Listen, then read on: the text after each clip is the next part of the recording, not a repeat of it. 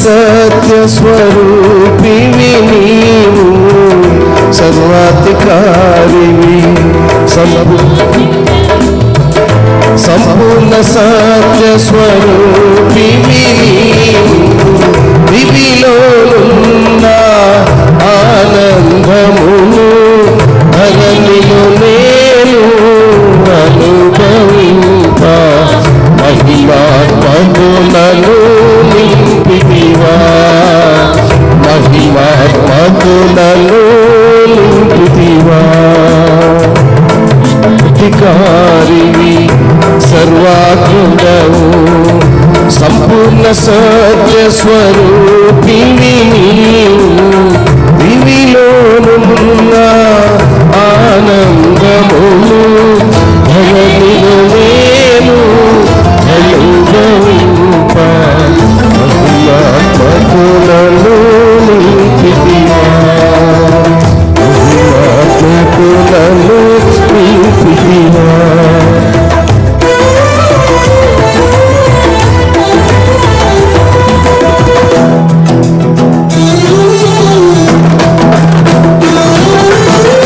అతి సుందరుడా నా స్తుతి సదయుడా, కోటి సూర్యకాంతులైన నీతో సమమగునా.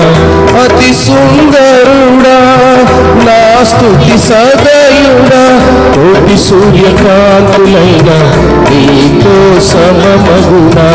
ఎనలేని నీ ఘన కార్యములు తలచి స్తుతించుచు నిన్నునే మహిమపరచును.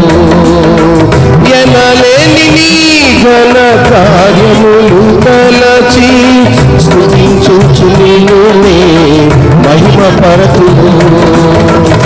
సర్వాధికారివి, సర్వాత్ముడవు, సంపూర్ణ సత్య స్వరూపివి నీవు, దివిలోనున్న ఆనందమును ధరణిలో నేను అనుభవింప, మహిమాత్మకులను నింపితివా, మహిమాత్మకులను. Yes, praise God.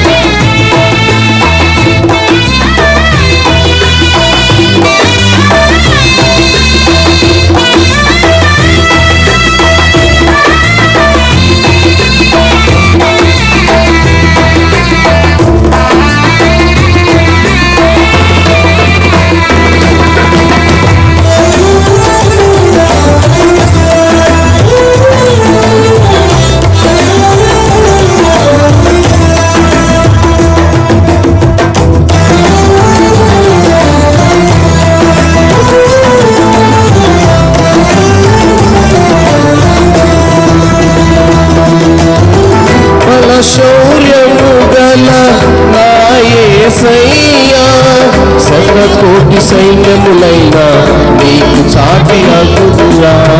బల శౌర్యము గల నా యేసయ్యా, శతకోటి సైన్యములైన నీకు చాటి అగుదురా. మారవెని సహస కార్యములు ఎన్నడు ధైర్యముగా నిన్ను వెంబడించును. మారవెని సహస కార్యములు ఎన్నడు ధైర్యముగా నిన్ను వెంబడించును. సర్వాధికారివి, సర్వాత్ముడవు, సంపూర్ణ సత్య స్వరూపివి నీవు, దివిలోనున్న ఆనందమును ధరణిలో నేను అనుభవింప, మహిమాత్మకులను నింపితివా.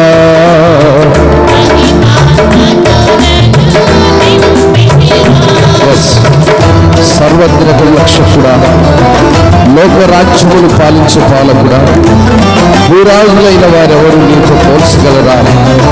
బలమైనటువంటి నీ రాజ్య స్థాపనకై మేము ఎదురు చూస్తూ నిరీక్షణతో ముందు కొనసాగుతాం. స్తోత్రం.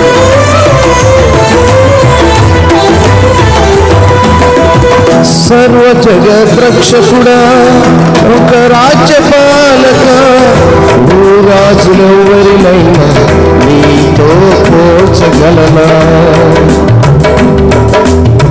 సర్వ జగద్రక్షకుడా, లోక రాజ్యపాలక, భూరాజులెవరినైనా నీతో పోల్చగలనా?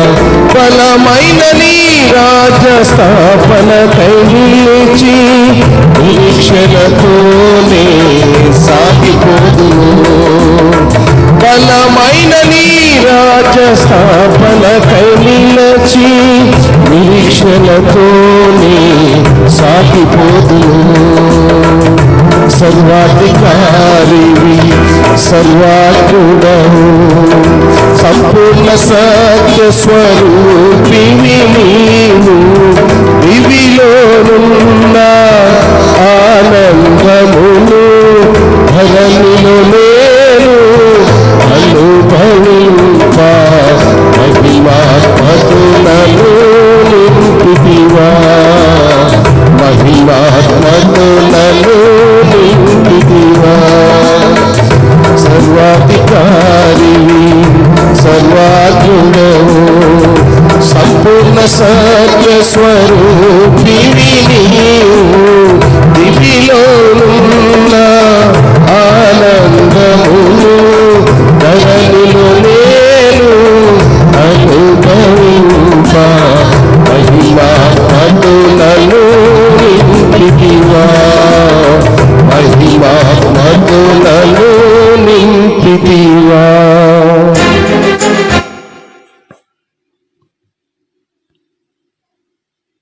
దేవుని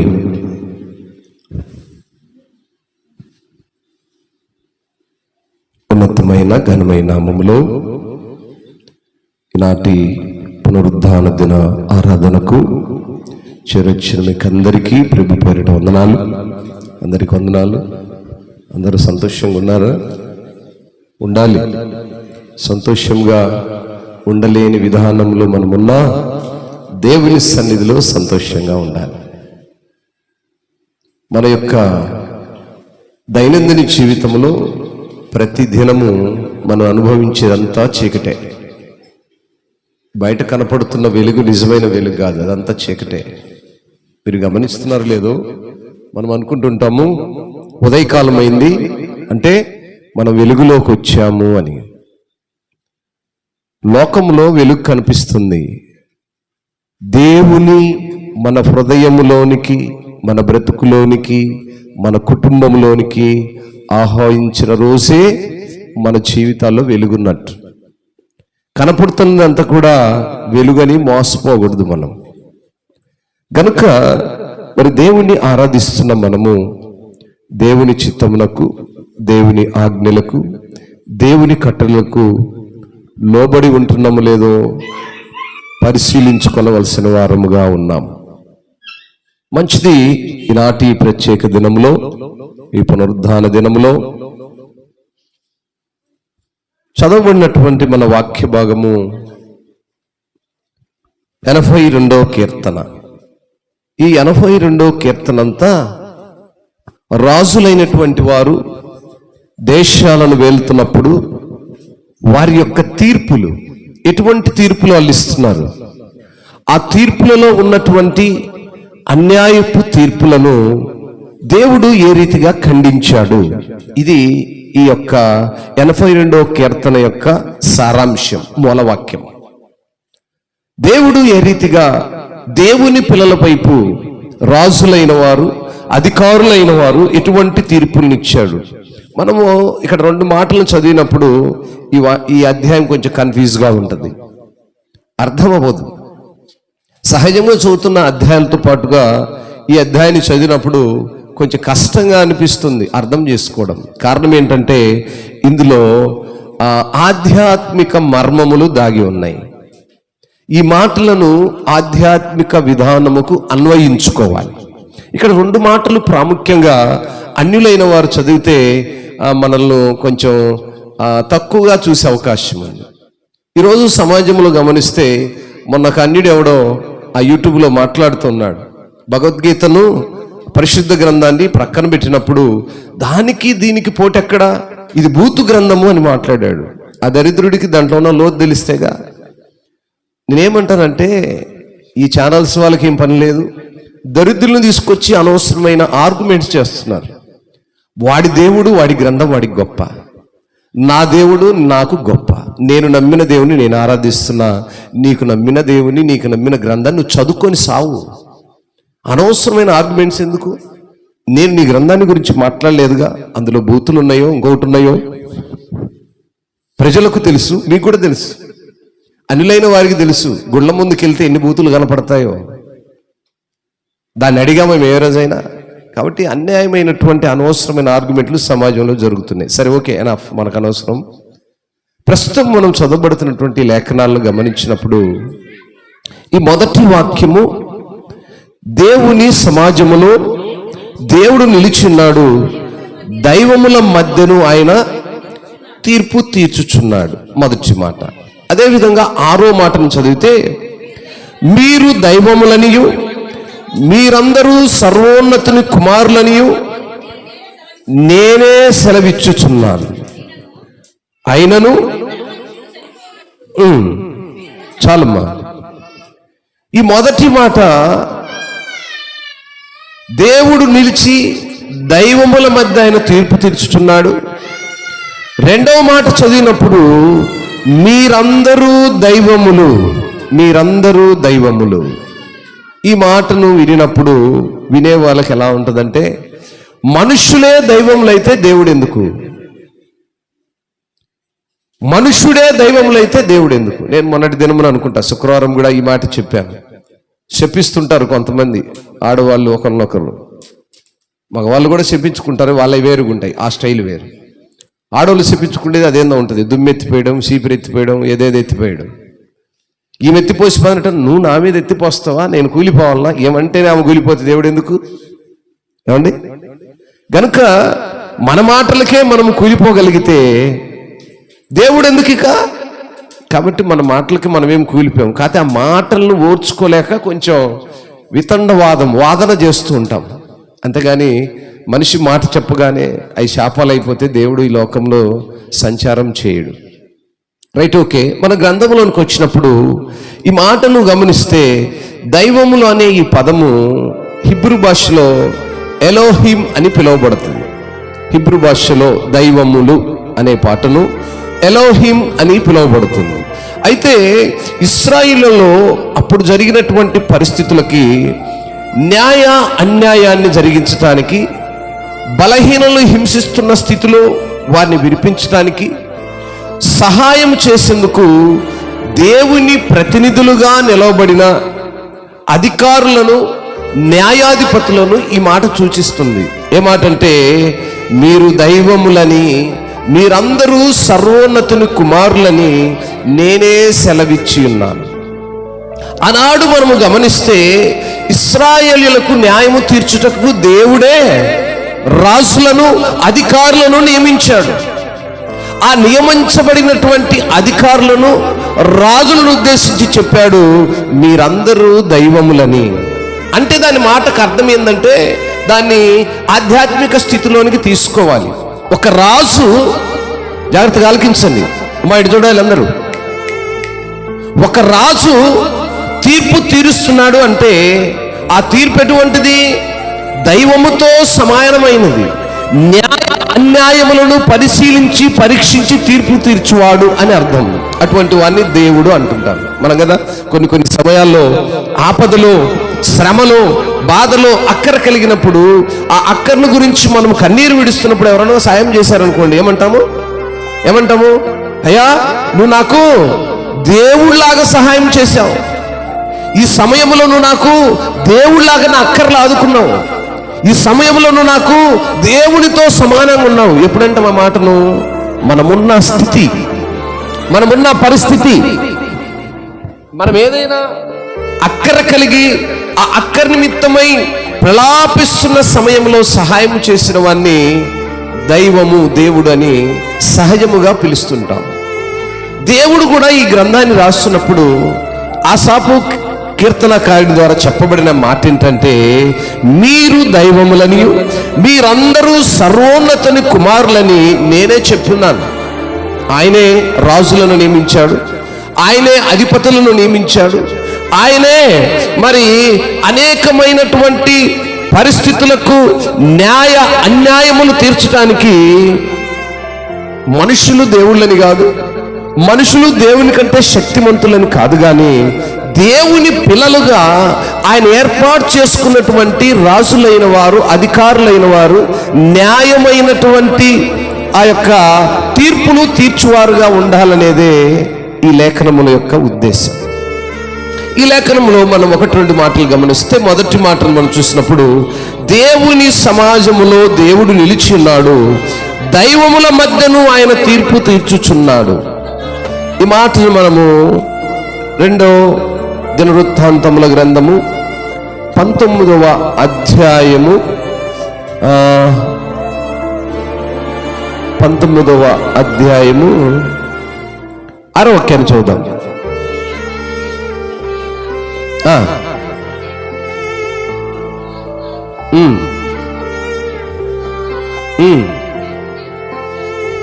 చాలు, ప్రైజ్ గాడ్, స్తోత్రం. ప్రియులారా, ఆనాడు రాజులను అధికారులను నియమించిన దేవుడు ఇక్కడ యెహోషాపాతు గురించి ఈ సందర్భంతా వస్తుంది. సరే, ఏదేమైతేనేమి యెహోషాపాతు తీర్పు తీరుస్తున్న లేదా సంస్కరణలు కలిగినటువంటి దినములో, యెహోషాపాతు యెరూషలేములో నివాసం చేయుతున్న దినములలో ప్రజలకు తీర్పు తీర్చు నిమిత్తమై ఇక్కడ దేవుడు ఒక మాటను చెప్పాడు. ఏం చెప్పాడంటే, మీరు యెహోవా నామమును బట్టియే గాని మనుషుల నియమమును బట్టి తీర్పు తీర్చవలసిన వారు కారు. మనుషులకు తీర్పు తీర్చడానికి దేవుని చిత్త ప్రకారమే మనుషుడు తీర్పు తీర్చాలి. ఎందుక రాజుగా నియమించిన వాడు కూడా దేవుడే, అధికారిగా నియమించిన వాడు కూడా దేవుడే. అధికారిగా నియమించబడినటువంటి అధికారి దేవుని కుమారుడే. దేవుని చిత్త ప్రకారమే నువ్వు తీర్పు తీర్చాలి. మనుషులము మనం తీర్చే తీర్పులు చెల్లవు. కొన్నిసార్లు మనము మన యొక్క మనకు విరోధులు ఉంటుంటారు. ఉండరా ఏమండి, ఉన్నారు లేదా? అందరికి ఉంటారు. మీ పక్క వాళ్ళే మీకు విరోధి కదా, మీ ఇంట్లో వాళ్ళే మీకు విరోధి. ఇలా వారి గురించి శపిస్తుంటాం, తీర్పులు తీరుస్తుంటాం. వాళ్ళు అట్లయిపోవాలి, ఇట్లయిపోవాలి, వాడిట్ట ఈడిట్ట. ఈ తీర్పులు ఏవి కూడా చల్లవు. న్యాయమైన తీర్పును దేవుడు అడుగుతున్నాడు. నీ సహోదరుని గురించి నువ్వు తీర్పు తీర్చినా, నీ భర్తను గురించి నువ్వు తీర్పు తీర్చినా, నీ ఇరుగు పొరుగు వారి గురించి నువ్వు తీర్పు తీర్చినా, ఆ తీర్పు దేవుడు యాక్సెప్ట్ చేయడు. వాక్యం అంటుంది, మీరు యెహోవా నియమమును బట్టియే గాని మనుషుల నియమమును బట్టి మీరు తీర్పు తీర్చవన్న కారు. ఆయన మీతో కూడా గనుక మీరు తీర్పు బహు జాగ్రత్తగా ఉండాలి. ప్రైజ్ గాడ్, స్తోత్రం. ఒక వ్యక్తిని గురించి మీరు సాక్ష్యం చెప్తున్నప్పుడు, ఒక వ్యక్తిని గురించి మీరు ఇంకొక వ్యక్తికి తెలియజేస్తున్నప్పుడు, ఆ తీర్పు, ఆ స్టేట్మెంటు చాలా జాగ్రత్తగా ఉండాలి. ఎందుకనగా ఆ తీర్పు తీర్చుతున్నటువంటి ఆ విధానాన్ని దేవుడు గమనిస్తున్నాడు. మనుషుల నియమముల కొరకు నువ్వు తీర్చే తీర్పు చెల్లదు. దేవుడు ఏదైతే నియమించాడో ఆ తీర్పును మాత్రమే నువ్వు తీర్చాలి. అందుకే ఆనాడు ఇశ్రాయేలు ప్రజలు ప్రయాణమవుతున్న మార్గంలో వారిని గురించి తీర్పును తీరుస్తున్నప్పుడు అన్యాయపు తీర్పులను దేవుడు ఖండించాడు. ఆ ఖండించిన ఖండనలో ఒక భాగమే ఈరోజు మనం చదువుతున్నటువంటి ఈ అధ్యాయం. మరొక మాటను మనం చూస్తే, మరి 2వ మాటను మనం గమనించినప్పుడు, ఎంతకాలం మీరు అన్యాయముగా తీర్పు తీర్చుదురు? How long will you judge unjustly and show partiality to the wicked? ఎంతకాలం మీరు అన్యాయముగా తీర్పు తీర్చుదురు? ఎంతకాలము భక్తిహీనుడుగలా పక్షపాతము చూపుదురు? పక్షపాతమును గురించి, అన్యాయమును గురించి మనం గమనించినట్లయితే, మరి యొక్క ద్వితీయోపదేశ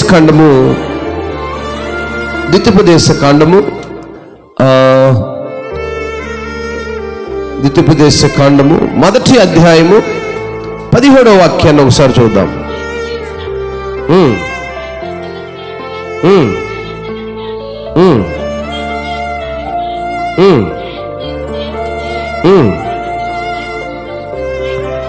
ఎస్,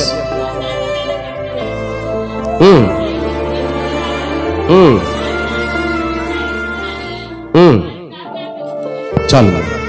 ప్రియులారా, ఈ మాటను మనము గమనించినప్పుడు మనుషులను బట్టి జరిగేటువంటి తీర్పు, మనుషుల పక్షంలో దేవుని యొక్క ఉద్దేశము, దేవుని యొక్క ఉద్దేశాన్ని ఎరిగిన మనుషులుగా మనమున్నామా? పెద్దవారు కదండి. ఈరోజు సమాజంలో ఉన్న రెండు తెగలయ్యగా, మనుషుల్లో రెండు తెగలు ఉన్నాయి. అల్పులు ఉన్నారు, ఘనులు ఉన్నారు. అల్పుడికుండే విలువ వేరు, ఘనుడికుండే విలువ వేరు. కానీ ఎప్పుడు కూడా మనం లోకంలో గనులుగా ఉండొద్దు సుమా. లోకంలో గనులుగా ఉంటే మనము దేవుని సన్నిధిలో ఘనతను పోగొట్టుకుంటాం. ఇది ఎప్పుడు జ్ఞాపకం చేసుకోవాలి, ఎప్పుడు మనం జ్ఞాపకం చేసుకోవాలి. అందుకే లాజర్ను ధనవంతుని జ్ఞాపకం చేసుకోవాలి. న్యూ టెస్టిమెంట్లో ఈ ఓల్డ్ టెస్టిమెంట్కు కంపేర్గా ఇచ్చాడు. లాజర్ను ధనవంతుని మనకు ఒక కంపేర్గా ఇచ్చాడు.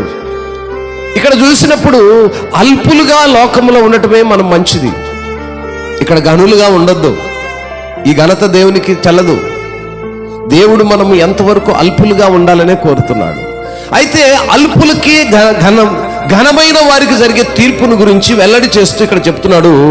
తీర్పు తీర్చున్నప్పుడు అల్పుల సంగతి కానీ ఘనుల సంగతి కానీ పక్షపాతము లేకుండా వినడంలో న్యాయము తీర్పు దేవునిదే. కాబట్టి మీరు మనుషుని ముఖం చూసి భయపడవద్దు.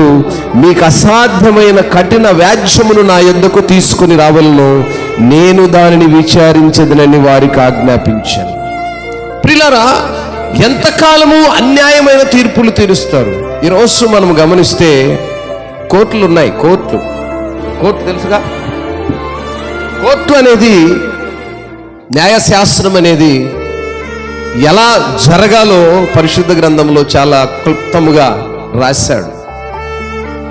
ఈరోజు లా అండ్ ఆర్డర్ బయట జరుగుతుందంటే ఒక రకముగా పరిశుద్ధ గ్రంథాన్ని పోలే నడుస్తుంది. అనేక మంది వక్తలు ఒప్పుకున్నారు. వితండవాదం చేసే వాళ్ళు ఒప్పుకోరు, ఎప్పుడూ ఒప్పుకోలేరు. ఎందుకనగా వారి మాటే గెలవాలి అనుకునేవాడే వితండవాది. వితండవాదితో మనం వాదన అసలు చేయకూడదండి. వాదన అనవసరం. వాడి మానానికి వాడిని వదిలేయాలి, వాడి మార్గంలో వాడిని వెళ్ళనీయాలి.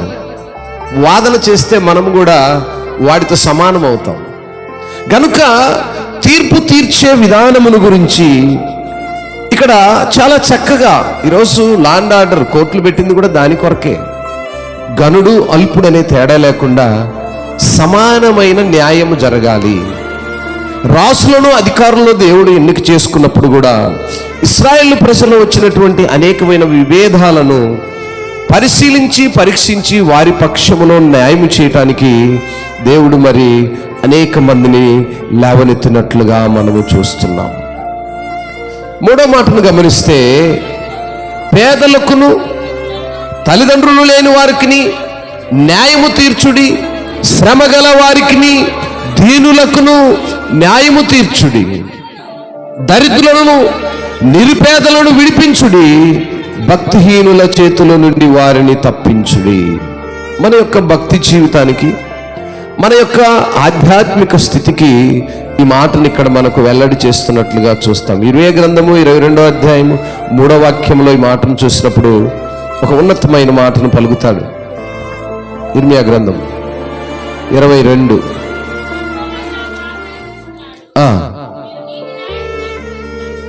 నీతి న్యాయమును అనుసరించి నడుచుకునుడి,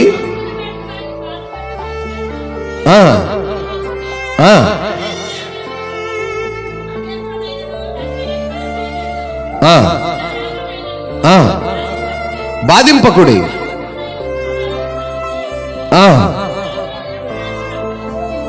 చాలమ్మా. ప్రియులారా, నీతి న్యాయములు అనుసరిస్తున్నప్పుడు సమాజంలో జరుగుతున్నది ఏంటంటే, గనులైన వారినే చూస్తున్నారు, అల్పులైన వారిని గమనించట్లా. విధవరాండ్ల పక్షమున వ్యాజ్యమాడను నేను అని అన్నాడు దేవుడు. కాబట్టి చాలామంది విధవరాలను చూసినప్పుడు ఎంత సునకలుగా చూస్తారో, ఎంత సులకనో. నేను ఉదయమే నిద్రలేసి గేటు తీసి కిందకు వస్తా ఉన్నాను. మా వీధిలో నుంచి ఒక విధవరాండ్రైన స్త్రీ వెళ్తూ ఉంది. ఆమె నా ముఖం నుంచి తలదించుకుంది. ఆమె ఏమనుకుంటుందంటే, బహుశా నేను ఎదురొచ్చాను, ఈయన గేటు తీసుకుని ఇప్పుడే బయటకు వస్తున్నాడు, ఎక్కడికో, పాపం ఈయన నన్ను గురించి ఏమనుకున్నాడు. నేనేమాత్రం వెనుదిగాను, ఆమెకు ఎదురుగా ముందుకు వచ్చేసా.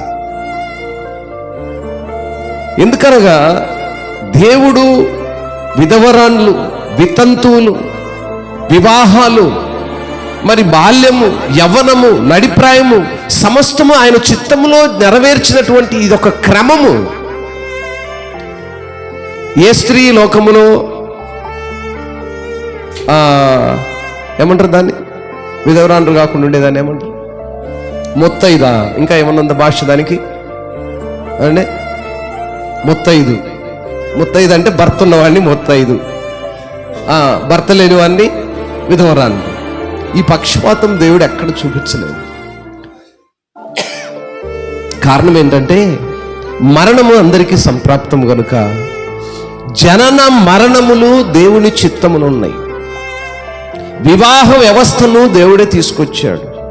దాంపత్యమైనటువంటి జీవితాన్ని దేవుడే అనుగ్రహించాడు.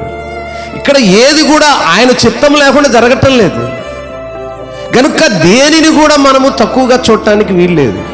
ఆమె విధవరాలు కనుక తక్కువది అని అంటే రేపటి దినమున నీవు కూడా ఒక దిన విధవరాండ్లు అవ్వక తప్పదు.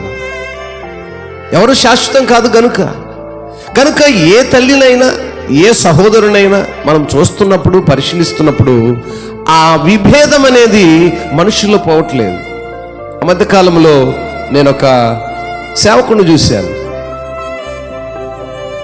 వాళ్ళ వైఫ్ చనిపోయింది. ఆ మధ్య ఒక వివాహం జరుగుతుంటే ఆయనతో పెళ్లి జరిగించలేదు.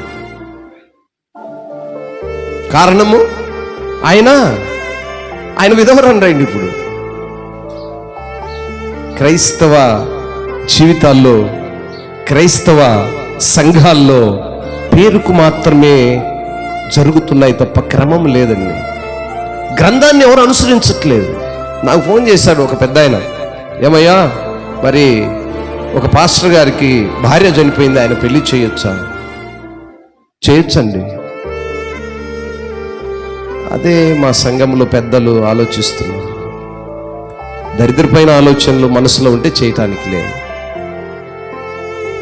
ఆ తలంపై మనసులో ఉంటే చేయటానికి లేదు. కానీ వాక్యం అలా ఏం చెప్పలేదండి. దేవుడు అభిషేకించి దైవజనునిగా ఆయన ఏర్పాటు చేసుకున్నాడు. ఆ జనన మరణాలు ప్రతి కుటుంబంలో జరుగుతూ ఉంటాయి. ఆ మూఢనమ్మకము చదువుకున్న వాళ్ళ నుంచే పోలేదండి, సేవకుల కుటుంబాల నుంచే పోలేదు. విశ్వాసుల కుటుంబాల్లో ఉంటాం, ఇంకా పెద్ద చిత్రం అసలు కానే కాదు. అవన్నీ విడిచేయాలి. మరణం అందరికీ ఉంది, అది దేవుని చిత్తంలో ఉంది. దానికి ఆయనే శాపగ్రస్తుడా కాదు కదా. ఇలాంటి భేద విభేద అభిప్రాయాలు క్రైస్తవుల్లోనే ఎక్కువగా ఉన్నందువల్ల లోకములో ఉండటం పెద్ద చిత్రమేం కాదు. లోకములో ఉన్న అన్యులు అనుసరిస్తున్నారంటే న్యాయమే. కారణం వారికి లోతు ఏంటో, మర్మం ఏంటో, దేవుడు ఏంటో తెలియక వాళ్ళు చేస్తున్నారని. సమస్తము ఎరిగిన 100 సంవత్సరముల అనుభవం ఉన్నటువంటి పెద్దలైన, విశ్వాసులైన, సంఘస్థులైన వాటిని పఠిస్తున్నప్పుడు నా కడుపు ఎంతో రగిలిపోతూ ఉంటుంది. కారణం ఏంటంటే ఎవరిని తక్కువగా చూడకూడదు. ఎవరి పరిస్థితులు ఎవరి చేతిలో లేవండి. ఎవరికి ఎప్పుడు ఏదైనా జరగవచ్చు. కనుక న్యాయ అన్యాయములను, తీర్పులను మన ఇష్టానుసారంగా మనం తీర్చుకుంటూ వెళ్ళిపోతున్నాం.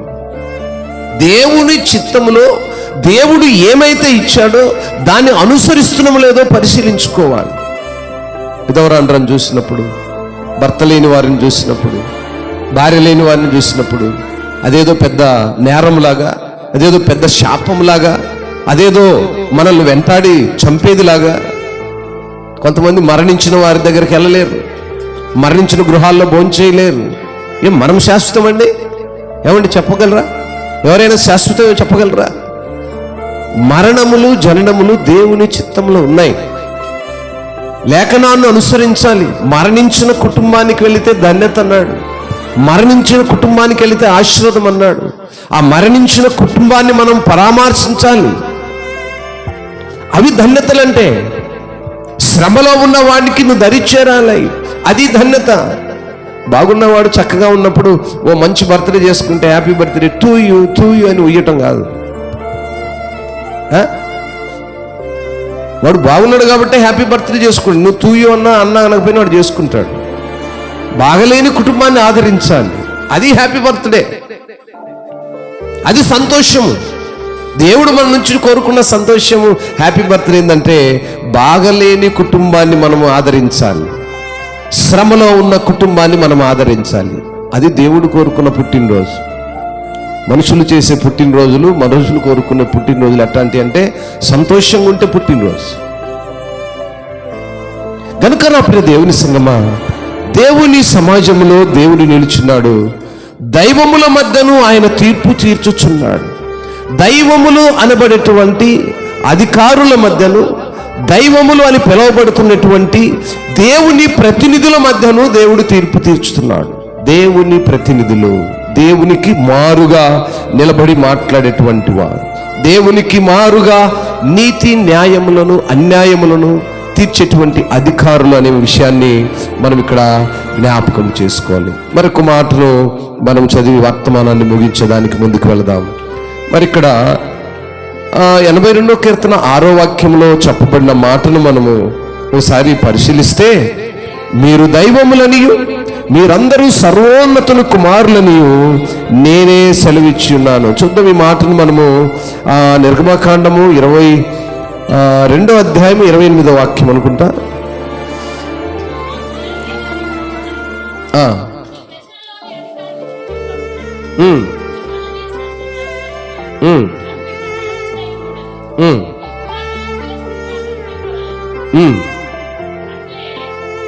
చాలమ్మా ప్రియులారా, ఈ మాటను మనం గమనించినప్పుడు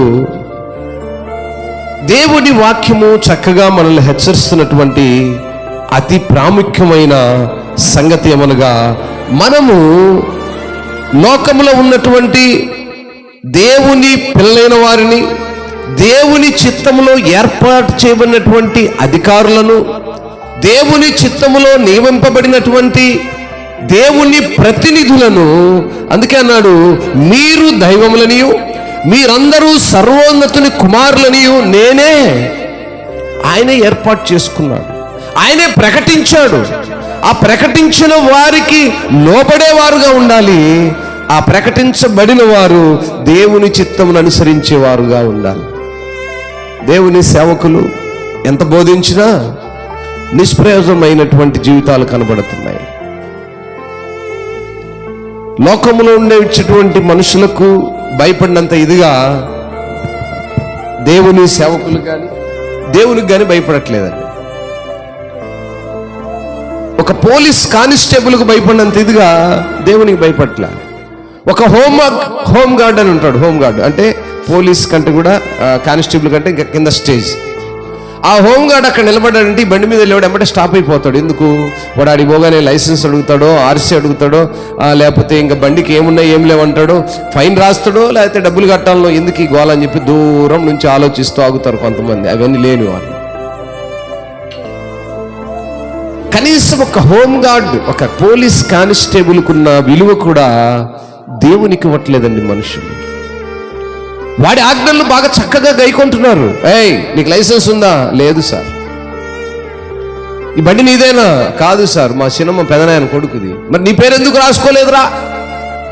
నీ పేరు లేదు కాబట్టి ఫైన్ కట్టు. సార్ సార్ సార్ సార్ డబ్బులు లేవు సార్. ఒప్పుకోను, ఎస్ఐ గారి దగ్గర తీసుకెళ్తే ఏమనుకుంటారా? ఎవడరాను అనగానే 300-500 సమర్పయామి. భయపడుతున్నారు, కానీ దేవునికి భయపడట్లా, దేవుని ఆజ్ఞలకు లోబడట్లా, దేవుని ప్రతినిధులు బోధించినటువంటి వాక్యములకు లోబడట్లా. మనుషుడికి భయపడుతున్నాడు, మనుషుడికి కలిగినటువంటి ఆ యొక్క అధికారానికి భయపడుతున్నారు, కానీ దేవునికి భయపడట్లేదు. ఆ చివరి మాటను చదివి వర్తమానాన్ని ముగించుకుందాం. దేవా, లెమ్ము, భూమికి తీర్పు తీర్చుము, అన్యజనులందరూ నీకే స్వాస్థ్యముగా ఉందురుగాక.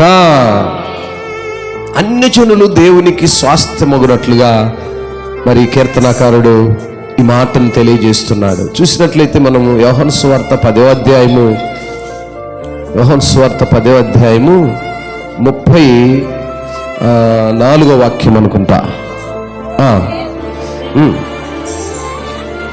అందుకు యేసు, మీరు దైవములని నేనంటినని మీ ధర్మశాస్త్రంలో రాయబడి ఉండలేదా? లేఖనము నిరార్థకము కానేరదు కదా. దేవుని వాక్యం ఎవరికి వచ్చనో వారే దైవం అని చెప్పినలా, నేను దేవుని కుమారుడు అని చెప్పినందుకు తండ్రి ప్రతిష్ఠ చేసి ఈ లోకములోనికి పంపిన వానితో నీవు దేవదూషణ చేయుచున్నావని చెప్పుదురా. చాలండి. ఇక్కడ ఈ మాటను గమనిస్తే యూదులకి యేసు ప్రభు వారికి జరిగినటువంటి చిన్న సంఘర్షణ. యేసు ప్రభు స్వార్థను ప్రకటిస్తున్న దినాల్లో మనము 31వ వాక్యంలో చూడొచ్చు. యూదులు ఆయనను కొట్టవల్లని మరలా రాళ్ళు చేత పట్టుకొనగా, యేసు, తండ్రి యొద్ద నుండి అనేకమైన మంచి క్రియలను మీకు చూపించుకుని వాటిలో ఏ క్రియ నిమిత్తం నన్ను రాళ్లతో కొట్టుదురని వారిని అడిగాను. అందుకు యూదులు, నువ్వు మనుష్యుడవై ఉండి దేవుణ్ణని చెప్పుకొనుచున్నావు గనుక దేవదూషణ చేసినందుకే నిన్ను రాళ్లతో కొట్టుదును గాని మంచి క్రియ చేసినందుకు కాదని ఆయనతో చెప్పి. చాలు. దేవదూషణ, మంచి చెడులను తెలియజేయటము దేవదూషణ. అది ఆనాడు యూదులు యేసుప్రభు వారి ఎడల పట్టుకున్న తప్పిదం. ఏమండి, అది తప్ప? మంచి చెడులు, ఇది తప్పు, ఇది రైట్, ఇది రాంగ్ అని చెప్పడమే యేసుప్రభు వారు చేసిన నేరం. ఆయనను వాళ్ళు ఆ రోజు ప్రూఫ్ చేసిన నేరం ఏంటంటే, నువ్వు దేవుడు అని చెప్పుకుంటున్నావే, నువ్వు దేవుడివా? ఆయన అన్నాడు కదా, దేవుని చిత్తములో లేఖనములో నిరార్థముకారము కానేదు కదా. దేవుని వాక్యం ఎవరికి వచ్చనో వారే దైవం అని చెప్పాడలా, నేను దేవుని కుమారునని మీతో చెప్తున్నాను. దేవుని వాక్యము, దేవుని యొక్క చిత్తములో, దేవుని వాగ్దాన ప్రకారం యేసుప్రభు వారు ఈ లోకానికి ఎలా వచ్చాడో, ఈ లోకంలో ఆయన చిత్తమును ఎలా నెరవేరుస్తున్నాడో దాన్ని బట్టి నేను దేవుని కుమారునని చెప్తూ ఉన్నాను. యూదులు వాదన చేసేవారు. యూదులు అన్ని విషయాల్లో ఆయన్ను బాధించారు. మరి పునరుద్ధాన దినమందు అనేక అద్భుత కార్యములు చేసిన వారిని బట్టి కూడా నిందించారు. వ్యభిచారిణి ఇంట్లో భోజనం చేసినప్పుడు నిందించారు. గుడ్డివాని కొరకు ప్రార్థన చేసి స్వస్థతలు చేసినప్పుడు నిందించారు. ఇలా అనేక కార్యములను బట్టి ఆయన నిందించినప్పుడు ఆయన శ్రేష్టమైన సంగతి పలికిందంటే, లేఖనమును నిరార్థకము కానేరదు కదా. అంటే దేవుని మాటలు ఏమాత్రం త్రోసివేయబడవు కదా. గనుకనే దేవుని వాక్యం ఎవరికి వచ్చనో వారే దేవుడని చెప్పిన యెడల నేను కూడా దేవుని కుమారుణ్ణే. న్యాయ, నీతి, యథార్థతలు ఎవరైతే కలిగి ఉన్నారో వారు దేవుని పిల్లలు. అంతే. నీతి, న్యాయ, యథార్థతలు, యథార్థంగా ప్రవర్తించాలండి. యథార్థత లేకపోతే మనిషికి సాక్ష్యం ఉండదు. ఎప్పుడైనా సరే వాక్యం ఒకటి ఉంటుంది, నువ్వు అవునంటే అవును, కాదంటే కాదు. ఇదే యథార్థత అంటే. ఒక మాట నువ్వు పలికినప్పుడు అవును, లేదు, రెండే ఉండాలి. కానీ దాన్ని డైనమోలో పెట్టామనుకో యథార్థత లేదు అని అర్థం. యథార్థత కావాలి. నీతి, న్యాయ, యథార్థతలు. నీతి అంటే దేవుణ్ణి కలిగి ఉండటం. న్యాయం అంటే ఎటువంటి ఘన లేదా బలహీనమైనటువంటి విభేదాలు లేకుండా ఉండటం. నీతి, న్యాయ, విధేయత లేదా యథార్థత, ఉన్నది ఉన్నట్టుగా మాట్లాడడం. ఇవి ఎప్పుడైతే మనలో లేవో, ఇవి కలిగిన వారు లోకంలో చెల్లరండి. ఇవి కలిగిన వారు మనుషుల మధ్యలో బ్రతకడం చాలా కష్టంగా ఉంటుంది. యథార్థంగా మాట్లాడితే చల్లరు, నీతిగా బ్రతికితే చల్లరు. కనుక దేవుని యొక్క చిత్తములో అప్పుడు మరి ఆసాపు కీర్తనకారుడు అడుగుతున్నాడు, దేవాలయము భూమికి తీర్పు తీర్చుము, అన్యజనులందరూ నీకే స్వాస్థ్యముగా ఉన్నారు. ఈ లోకములో మనం గమనిస్తే అన్ని జనులు అనేకమైన వారు దేవునికి మరి స్వాస్థ్యముగా ఉన్నారు. కనులారా చూస్తున్నాం. ఈరోజు బయట ప్రపంచం మనం గమనిస్తే ఎంతో మంది అన్యులు దేవునికి స్వాస్థ్యంగా ఉంటున్నారు. వారి సాక్ష్యాలను మనం వినవలసి వస్తుంది. వారు స్వార్థను ప్రకటిస్తుంటే మనం సిగ్గుపడట్లేదు, కానీ ఎంతో సంతోషంగా చూస్తున్నాం. సిగ్గుపడాలి. అన్యులు పరిశుద్ధ గ్రంథాన్ని పట్టుకొని వాక్యాన్ని బోధిస్తుంటే నేను ఎన్నోసార్లు సిగ్గుపడ్డాను. నేను సిగ్గుపడుతుంటాను. వాళ్ళు బోధిస్తున్నప్పుడు ఒక అన్యుడు, నేను ఫలానా రెడ్డి, ఫలానా వడ్డే, ఫలానా కమ్మ, ఫలానా ముస్లిం, ఫలానా ఆయా జాతుల నుంచి వచ్చి వాళ్ళు గ్రంథాన్ని బోధిస్తున్నప్పుడు ఆ మాటలు వింటున్నప్పుడు మనసులో రెవల్యూషన్ స్టార్ట్ అయ్యింది. జీవితం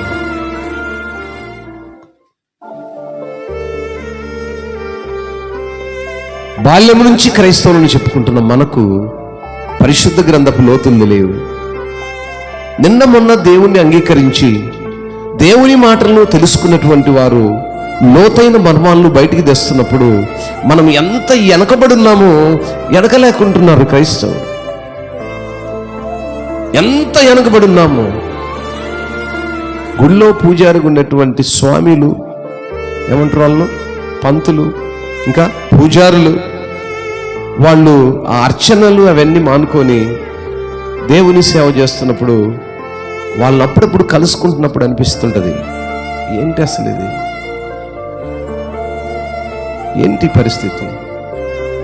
ఎంతో దీనమైన దరిద్రమైన స్థితిలో క్రైస్తవులు బతుకుతున్నారు. దానికి కారణం ఏంటంటే దేవుని ఆజ్ఞలను ఎరుగక, దేవుని యొక్క నీతి న్యాయములను అనుసరించక, మన ఇష్టానుసారమైన బ్రతుకులు బతుకుతట వలన లోకములో క్రైస్తవుడు దేవుని యొక్క లోతులను ఎరగలేకపోతున్నాడు. కనుక నా ప్రియ దేవుని సంగమా, వాక్యం సెలవిస్తున్న మాటలను మనము జాగ్రత్తగా పరిశీలించి మరి ఆ ప్రకారము నడుచుకోగలిగితే లోకములో దేవుని కుమారులుగా కుమార్తెలుగా మనం వేరు చేయబడిన జనాంగముగా ఉంటాం. అట్టి కృపలో మనం ఉండాలి అంటే మొదట దేవుని సమాజములో దేవుడు నిలుచున్నాడని, దైవముల మధ్య ఆయన తీర్పు తీర్చుచున్నాడని మనం ఎరిగిన వారముగా ఉంటారు. ఎంతకాలము అన్యాయమైన తీర్పు తీరుస్తూ, ఎంతకాలము భక్తిహీనుల పక్షపాతం చూపుతూ ఉంటారు. మార్పు చెందాలి, కుటుంబాలు మారాలి, భర్తలు మారాలి.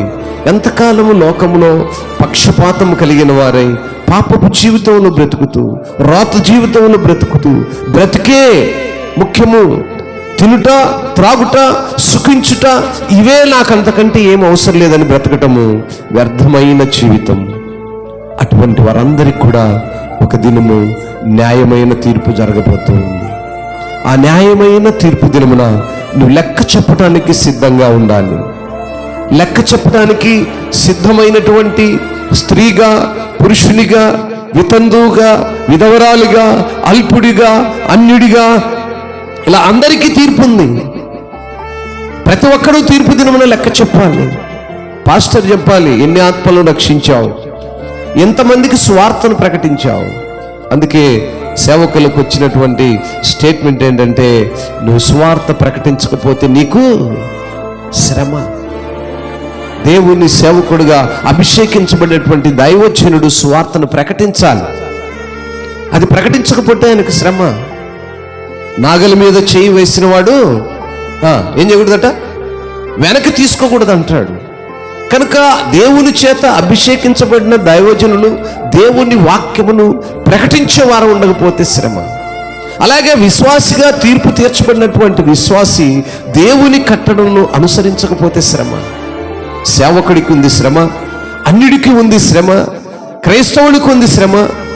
మరి ఈ లోకములో ఉన్నటువంటి లోకానుసారమైన క్రియలను అనుసరిస్తున్న వారికి ఉంది శ్రమ. అందుకే వారి వారి జీతమునకు వారి వారి క్రియల చొప్పున జీతము దాచి ఉందంటాడు. జీతం అనగానే డబ్బులు వస్తాయేమనుకునేది. జీతం అనేది తీర్పు. జీతం అనే మాటకు అర్థము తీర్పు. మన క్రియలను బట్టి మనకు ఒక దినమున తీర్పు జరుగుతుంది. ఆ తీర్పు దినమున మన యొక్క క్రియలను బట్టి మనకు జీతము దాచబడి ఉంది, పాపము దాచబడి ఉంది, కృప దాచబడి ఉంది. ఇందులో ఏ దాంట్లో మనం ఉన్నాం? పాపపు జాబితాలో ఉన్నామా, కృప అనే జాబితాలో ఉన్నామో మనం పరిశీలించుకోవాలి. కనుక నా ప్రియ దేవుని సంగమా, ఈ మధ్యాహ్న కాల సమయంలో పునరుద్ధాన దిన ఆరాధనలో ఎంతకాలం లోకంలో ఉంటావు? ఎంతకాలము కాకి వలె తిరుగుతావు? ఆదాము బలే పాట పాడాడు చాలా చక్కగా. ఏదో కాకిని పౌరాన్ని తీసుకొచ్చాడు. ఆ పాట ఏదో బాగుంది, మళ్ళీ పాడిద్దాం తర్వాత.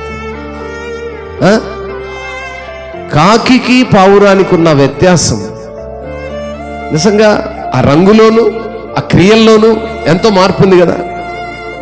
కాకికున్న నలుపు మాత్రమే కాదు, ఆ క్రియల్లో కూడా వ్యత్యాసం ఉంటుంది. పావురంలో ఉండే తెలుపు మాత్రమే కాదు, ఆ క్రియల్లో కూడా వ్యత్యాసం ఉంది. అలాగే క్రైస్తవ విశ్వాసిగా అన్నిటికీ మనకున్న ఆ వ్యత్యాసాన్ని గ్రహించిన పిల్లలుగా మనము మన జీవితాలు వెళ్ళబుచ్చుకోవాలి. మరి లోకములో క్రైస్తవ పిల్లలపై అన్యాయపు తీర్పునకు ఖండనగా రోజు చాలా బయట పరిస్థితులు చూసినట్లయితే క్రైస్తవులపై అన్యాయపు తీర్పులు జరుగుతున్నాయి. ఆ అన్యాయపు తీర్పునకు ఖండనగా దేవుడి రోజు ఈ వాక్యం ద్వారా నీతో నాతో మనతో మాట్లాడాడు. దేవుడి మాటలు దీవించి ఆశీర్వదించును గాక. ప్రార్థన చేద్దాం. అందరూ లేచి నిలబడి దేవుణ్ణి ఆరాధించి ఘనపరచి మరలా మనము పాత్ర కొరకై సిద్ధపడదాం. పాత్ర కొరకై మరి సిద్ధపడదాం. దేవుని యొక్క మహాకృపలో దేవుడు మనకిచ్చినటువంటి ఈ ఉన్నతమైన సమయాన్ని బట్టి దేవుణ్ణి ఆరాధించుటకు సిద్ధపాటు కలిగి అందరము కళ్ళు మూసి పాత్ర కొరకై మరి సిద్ధపడబోతున్న మనము మన ఆధ్యాత్మిక స్థితిని పరీక్షించుకుని, మన ఆధ్యాత్మిక స్థితిని ఒకసారి జ్ఞాపకం చేసుకొని, ప్రభువా మేము ఎలా ఉన్నాము, ఏమై ఉన్నాము నాయనా, నీ శరీరమును నీ రక్తమును తీసుకోవడానికి మాకు ఇచ్చుతున్నటువంటి ఉన్నతమైన కృపను బట్టి మేము నిన్ను స్తుతిస్తూ గణపరుస్తూ, ఇదిగో ప్రభువా ఈ వాక్యం ద్వారా మేము విన్న మాటలను ఒకసారి నెమరేసుకుంటున్నామని అందరూ కళ్ళు మూసి ప్రార్థించండి. అందరూ కళ్ళు మూసి ప్రార్థన పూర్వకంగా, అయ్యా నీ కృపలు మమ్మల్ని ఉంచినందుకు స్తోత్రాలు, మీరు ఇచ్చిన ఉన్నతమైన కృపను బట్టి స్తోత్రాలు. ఇదిగో లేఖనాల్లో మేము చూస్తున్నాం, ఆసాపు కీర్తనాకారుడు 82వ కీర్తనలో అన్యాయపు తీర్పు జరిగినటువంటి ఇశ్రాయేలు ప్రజల పక్షములో ఏ రీతిగా వ్యాజ్యమాడాడో, ఏ రీతిగా మీరు ఆ అన్యాయపు తీర్పులను ఖండించారో ఈరోజు మేము లేఖనాల ద్వారా విన్నాం. మేము ఉన్నతమైన పాఠాలు నేర్చుకుంటున్నాం. అవును దేవా, మేము విన్న మాటలు మా హృదయానికి గోచారం అవ్వాలి, మా మనస్సులకు అవి అంగీకారముగా ఉండాలి, మా బ్రతుకులకు ఒక నూతనమైన విధానం రావాలి అని దేవుని సన్నిధిలో అడిగేవారుగా ఉండటము ఎంతో దీవెనకరం కదా. అట్టి కృపలో మరి దేవుణ్ణి అడుగుతూ ముందుకు కొనసాగుదాం.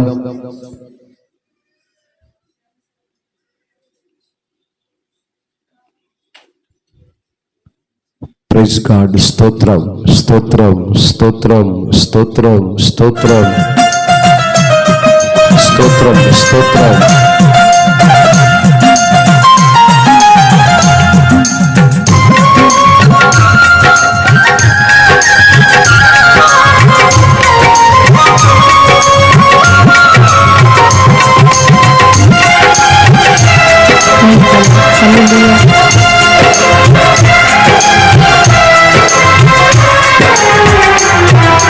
నిన్నే స్తుతింతునయ్యా యేసయ్యా, నిన్నే సేవింతునయ్యా.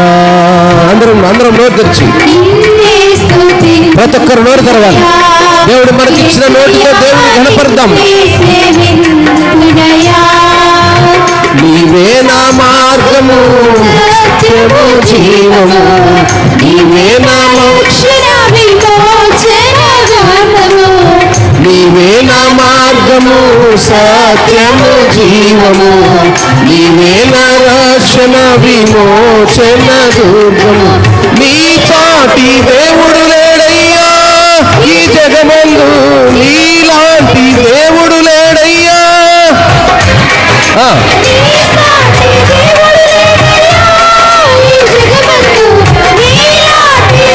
అందరూ కలిసి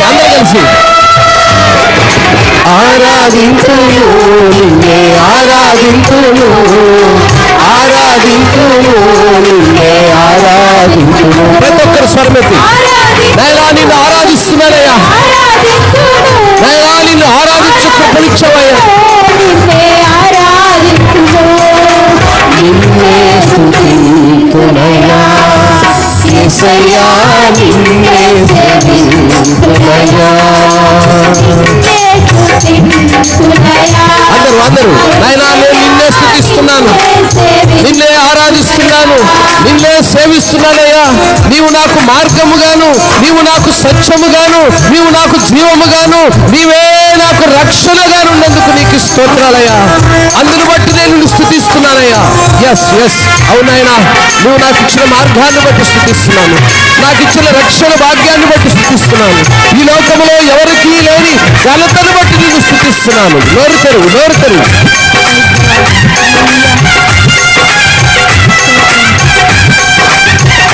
praise God. Hallelujah. O glory.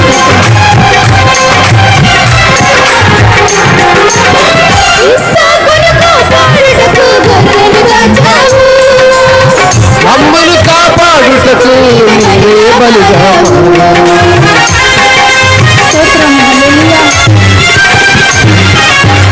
ఇస్సాకును కాపాడుటకు గొర్రెను దాచావు, మమ్మను కాపాడుటకు నీలాంటి దేవుడు లేడయ్యా. నీలాంటి దేవుడు లేడు యేసయ్యా, ఈ జగమందు నీలాంటి దేవుడు లేడయ్యా. అందరు ప్రతి ఒక్కరు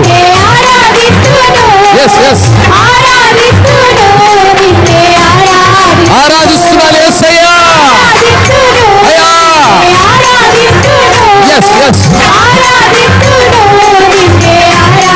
నిన్ను ఆరాధిస్తున్నాను యేసయ్యా. నేను నిన్ను స్తుతిస్తున్నానయ్యా.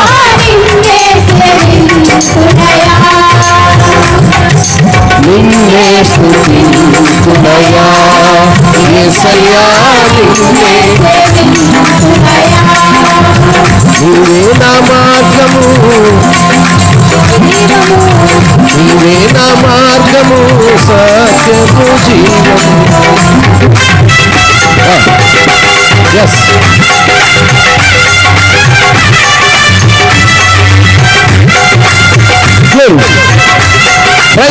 Praise God. సంతోషంగా చప్పట్లు కొడుతూ, నాయనా నువ్వు నాకు ఇచ్చిన రక్షణ భాగ్యము, నాయనా నువ్వు నాకు ఇచ్చినటువంటి గొప్ప ఘనత, నాయనా ఘనులకి ఎవరికి లేదు భాగ్యము. Praise God.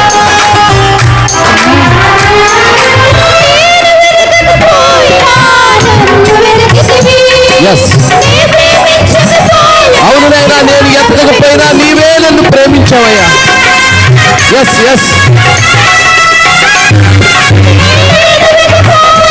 అవును నాయనా, నేను ఎత్తకపోయినా నీవే నాకు నెత్తికి నాకు రక్షణ కొప్పనిచ్చావయ్యా.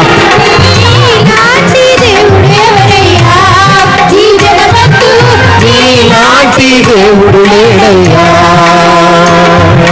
నీ చాటి దేవుడు లేడయ్యా, ఈ జగమందు నీలాంటి దేవుడు లేడయ్యా. ఆరాధింతును నిన్నే, ఆరాధింతును నిన్నే, ఆరాధింతును నిన్నే, ఆరాధింతును నిన్నే,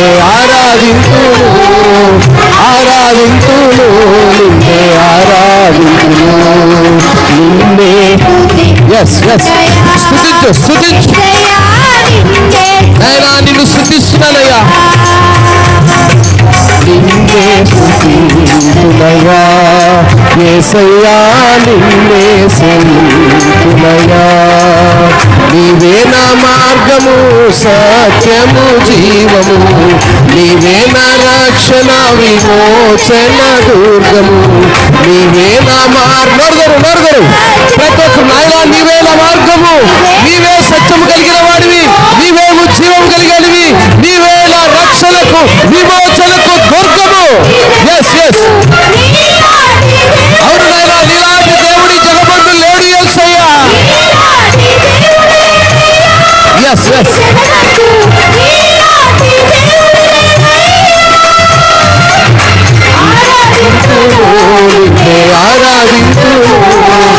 ఆరాధింతును, నిన్నే ఆరాధింతును. నోరు తెరిచి ఉత్సవముగా, సంతోషముగా నాయనా నేను నిన్ను ఆరాధిస్తున్నానయ్యా. ఆరాధించు, వర్షిప్ ఆరాధించు. I give worship. Yes. I got a worship. Yes. Oh glory. నాయనా నిన్ను ఆరాధిస్తున్నానయ్యా. ఆరాధింతును, నిన్నే ఆరాధింతును, నిన్నే ఆరాధింతును. ఎస్ నాయనా నిన్ను ఆరాధించే కృప నాకు ఇచ్చినందుకు స్తోత్రం. నిన్ను స్తుతించే కృప నాకు ఇచ్చినందుకు స్తోత్రం. నా యేసయ్య నువ్వైనందుకు నీకు స్తుతిస్తున్నాను. నిన్ను సేవించే కృపలో నన్ను ఉంచినందుకు నిన్ను స్తుతిస్తున్నాను. ఈరోజు నన్ను సజీవునిగా ఉంచి నిన్ను గణపరచడానికి నాకు ఇచ్చిన కృపను బట్టి నిన్ను స్తుతిస్తున్నాను. అవునయ్యా, ఈ లోకములో ఎవరికి లేని ఘనత. ధనవంతుడు నిన్ను స్తుతించలేడయ్యా, తన ధనమును బట్టి నీ సన్నిధిలో మోకరలేడు. అల్పులమైన మమ్మల్ని ఏర్పరచుకుని పరమందు మమ్మల్ని ధనవంతులుగా ఉంచు నిమిత్తమై ఈ భూలోకములో దారిద్ర్యములో ఉన్న మమ్మలను పరమందు ప్రభా ధనవంతులు ఉంచడం అనేది ఒక గొప్ప ధన్యతగా మేము ఎరిగి ఉన్నాం. ఎస్ అవునాయన, మేము నిన్ను కలిగినందుకు స్తోత్రం. నిన్ను ఆరాధించే కృపలో మమ్మల్ని ఇచ్చినందుకు స్తోత్రం.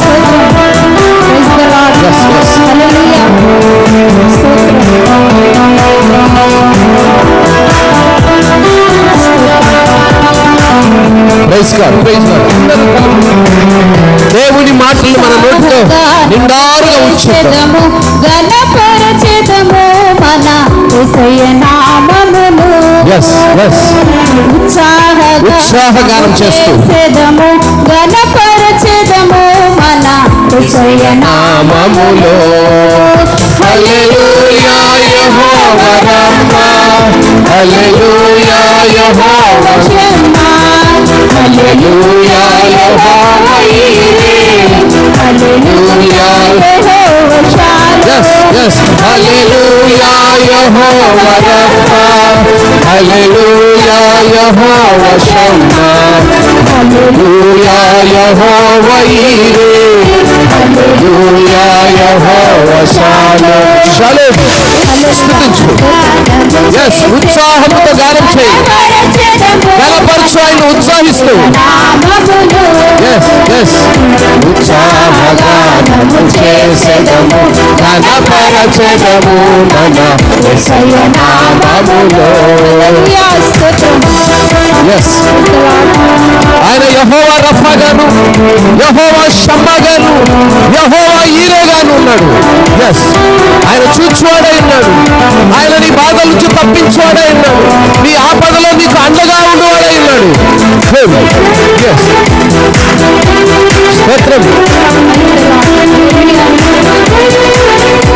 అనేకమైన వాగ్దానములు నీ పట్ల కలిగి ఉన్నాడు. నిరీక్షణ కలిగి ఆ వాగ్దానములు పొందుకునే కృప సిద్ధంగా ఉంది.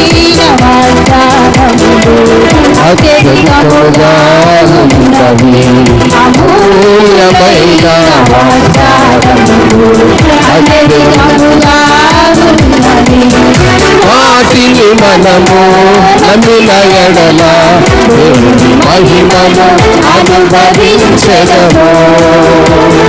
వాటిని మనము నమ్మిన ఎడల దేవుని మహిమను అనుభవి. చేతులకి, రెండు చేతుల చందరు. హల్లెలూయా, చేతులకి హల్లెలూయా. హల్లెలూయా యెహోవా షమ్మా, హల్లెలూయా యెహోవా ఈరే, హల్లెలూయా యెహోవా షాలోమ్, హల్లెలూయా యెహోవా రఫా, హల్లెలూయా యెహోవా షమ్మా, హల్లెలూయా యెహోవా ఈరే, హల్లెలూయా యెహోవా షాలోమ్. షాలోమ్ ఉత్సాహగానం, ఉత్సాహముతో ఆయన సంతోషముగా ఘనపరచు, కీర్తించు. ఘనపరచెదము మన యేసయ్య నామమును. ఆత్మీయ ఆరాధనలు జరుగుతున్నప్పుడు వాగ్దాన ఫలముగా ఆత్మాభిషేకముతో సమృద్ధిగా ఆత్మీయ వరములు అనుభవిస్తాం. ఆరాధిస్తూ ఘనముగా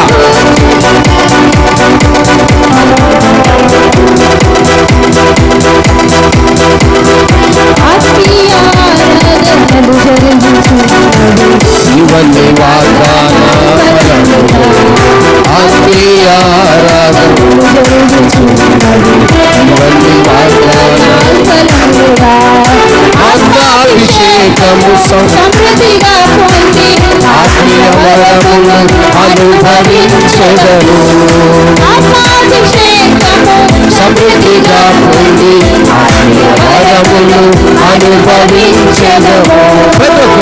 హల్లెలూయా యెహోవా రఫా, హల్లెలూయా యెహోవా షమ్మా, హల్లెలూయా యెహోవా ఈరే, హల్లెలూయా యెహోవా షాలోమ్. షాలోమ్. హల్లెలూయా యెహోవా రఫా, హల్లెలూయా యెహోవా షమ్మా, హల్లెలూయా యెహోవా ఈరే, హల్లెలూయా యెహోవా షాలోమ్. షాలోమ్. ఉత్సాహగానం చేసి ఆయన గలపరిచి ఆయన నామమును గొప్ప చేద్దాం. ఉత్సాహగానం చేసెదము, గణపరచెదము మన యేసయ్య నామములో. వాగ్దాన దేశం మనం ప్రేమించిన దేవుడు, ఆయన నమ్మదగిన దేవుడై ఉన్నాడు. జయించిన వారమై అర్హత పొంది నూతన యెరూషలేమును అనుభవిస్తాం. Holy spirit, holy spirit. వాగ్దాన దేశము